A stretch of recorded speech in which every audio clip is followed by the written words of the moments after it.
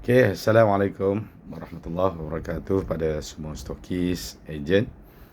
Okay, Alhamdulillah ramai yang WhatsApp pada saya, tanya khabar dan nak tahu apa yang berlaku sebenarnya sepanjang daripada bulan 10 sampai sekarang. Alhamdulillah, dan kita dapat sama-sama selesaikan dengan baik, walaupun menghadapi beberapa cabaran lah.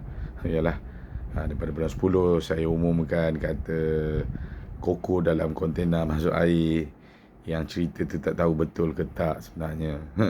Pasal kilang cerita macam tu menyebabkan sebulan kita tak ada order. Lepas tu dia terkesan pada bulan 12, bulan 1, bulan 2. Tapi tak apalah, itu apa yang kita hadapi kerana kita tak ada kilang sendiri. Itu je isu. Alhamdulillah, bulan 3 baru ni kita dapat settlekan. Doakan lagi, mudah-mudahan. Alhamdulillah kita dapat buat stok banyak dan ramai dah start order. So saya berharap sangat sokongan anda kepada Sawana kerana produk yang mudah dijual. Setiap rumah akan ada produk ini. Okey, dalam keadaan sekarang pula ramai yang nak minuman coklat Malaysia. So anda sebar luaskan. Okey, sebar luaskan melalui poster ke, melalui video-video yang kita kongsikan dengan anda.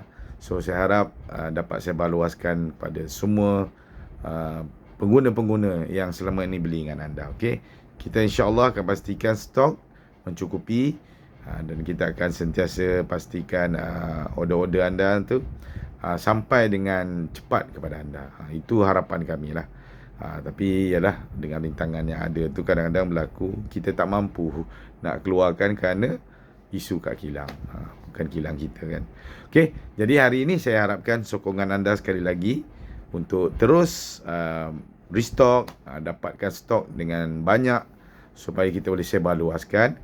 Dan saya harap anda dapat buat sale selepas raya ni untuk cover lah belanja-belanja sebelum daripada ni dengan produk Sawana. Okey, pastikan anda restock bermula hari ini kepada semua customer-customer anda. Pastikan tempat-tempat yang anda letak sebelum daripada ini akan ada stok Sawana. Okey, restock sekarang, insya-Allah kepada stokis anda ada reward khusus pada bulan ni yang kita akan bagi kepada anda, mudah-mudahan memberikan semangat kembali.